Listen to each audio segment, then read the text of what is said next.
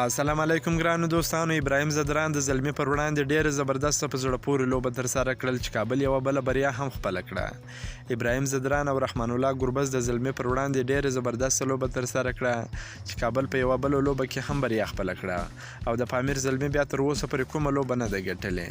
د شپږیزه کرکټ لیګ شلمه لوبه په کابل کرکټ لوبغالي کې د پامیر زلمي او کابل بازانو لوبډلو ترمنځ ترسره سول. د لوبې په پیل کې پامیر زلمي د لوبې پچه وګټله او لومړی توپوهنه غوره کړه. پامیر زلمي په ټاکل شوي شل اورونو کې د درو لوبغاړو په سوځېدو سره 101 منډې وکړې چې له ډلې په زلزازي ډېره زبردسته په زړه پورې لوبه ترسره کړه. 2 منډې وکړې او نورعلي ځدران هم ښکلې لوبه ترسره کړه. 9 منډې وکړې. د کابل بازانو لخوا ولید ستانکزي 1 ویکټه واخیسته.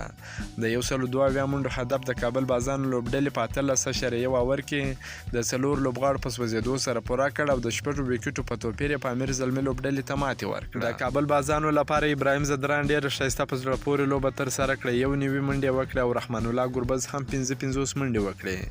همداراز محمد نبي چې نن یې لومړۍ لوبه ترسره کوله هم 15 منډې ترلاسه کړې. د پامیر زلمي لخوا رحمت شاه او فضل نیازي 2 لوبغاړي وسوځول. د یادولو وړ ده چې دا د کابل بازانو 5مه لوبه وه چې 4مه بریا یې خپله کړه. همداراز د پامیر زلمي هم 5مه لوبه وه چې 5مه ماتې وخوړه. ابراهیم ځدران بیا د روان لیګ تر ټولو زیاتې منډې په نننۍ لوبه کې وکړې. ابراهیم ځدران نن 91 منډې وکړې دي.